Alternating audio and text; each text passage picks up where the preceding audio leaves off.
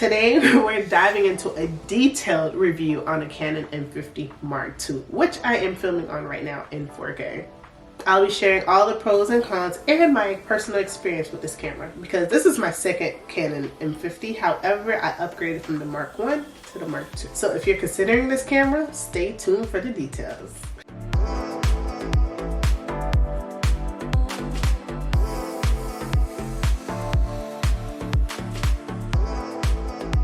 This camera is so compact. A lot of people have been talking about the Canon G7X, the Sony ZV-1. My apologies for the lighting because I'm right next to the window, so you're gonna see a different variety of lighting, so I apologize for that. This camera has become quite popular, but not as popular as the Canon G7X or Sony ZV-1. This is one of the most perfect camera if you're a content creator or a vlogger. And it's really known for its lightweight design and user-friendly features.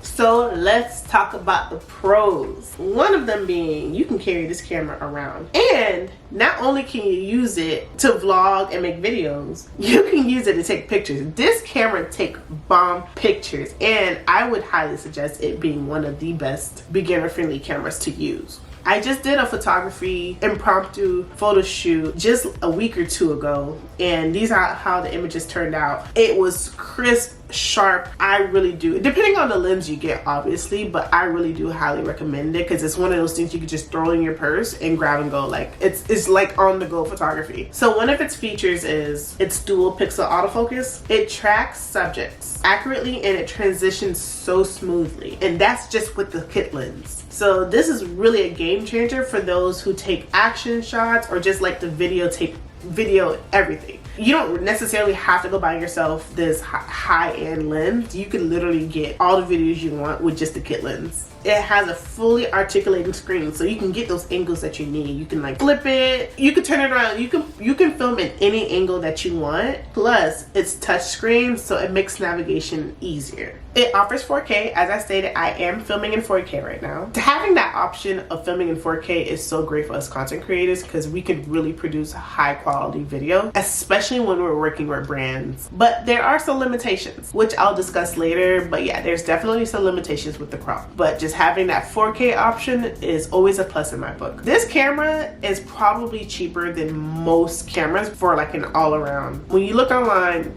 we all know the G7X is so hard to come across, and when you do come across it, people are selling it for like $1,000. But it's so budget friendly, making it an even more excellent choice for beginners. All right, let's talk about the cons.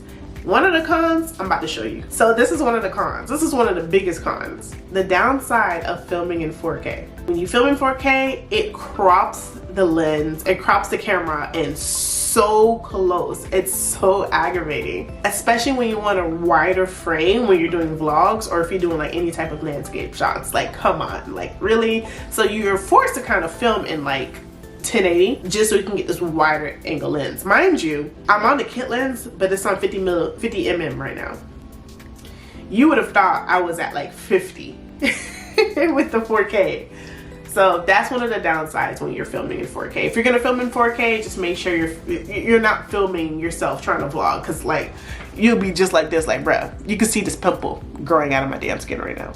One of the other cons of this camera is the battery life. If you guys are wondering like why am I looking up, it's because that's where my monitor is and I'm like looking at myself. Side note, if you guys want to see what my filming setup is, please let me know down in the comments and I got you. But yeah, the battery life is not the greatest, especially when you're shooting a lot of videos. And we all know when you're vlogging, we're filming a lot. You better have at least 10 batteries with you.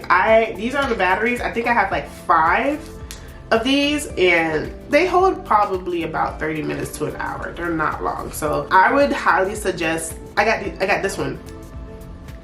I got this one from Amazon, and I think this is I got this one from Amazon too. I think the battery that's in the camera right now is from Canon, so it lasts a little longer. But I would highly suggest getting your batteries from Canon because the ones from Amazon, girl, you're probably able to get like at least 25 minutes to 30 minutes on these batteries, okay? So do yourself a favor. Or you can get yourself a dummy battery, which I need to invest in as well, but right now, child, I got a baby. That money going to her. But anyway, back to the list. Another downfall of this camera, the dual pixel autofocus is not available in 4K mode, which can affect the focus performance when you're trying to do tracking.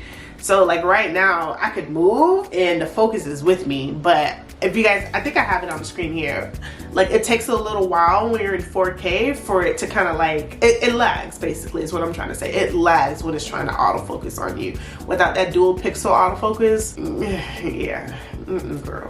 Hopefully Canon releases more lenses, but the lineup to the EF-M lens is slim to none. I find myself having to use an adapter, which I have right here. This is a EF to EOS M lenses. I use this adapter to mount my 18 to 35 millimeter lens. This is from Sigma, and this is what I take most of my pictures with, whether it's photography, my Instagram photos. This lens is chef's kiss. I absolutely love this lens, but I have to use this Viltrox mount in order for me to use it on my Canon M50.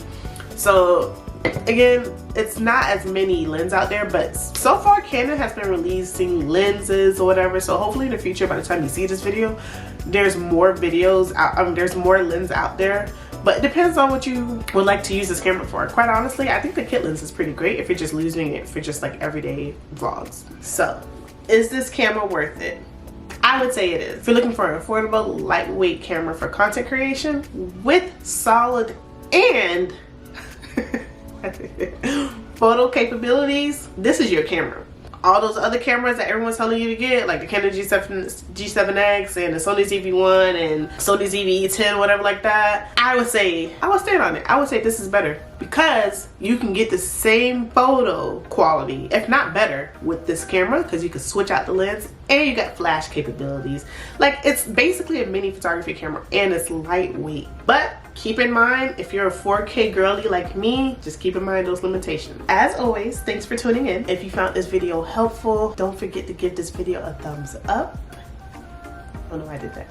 Subscribe for more content. Let me know if you guys would like to see what my settings are when filming, and if you got the camera, let me know what you think about it. Until next time, happy shooting. And also, I'll be releasing a little bit more videos, so again, if you would like to know what the settings are to this camera and what I film in, let me know, and I'll be releasing a little bit more videos on all the cameras that I do have.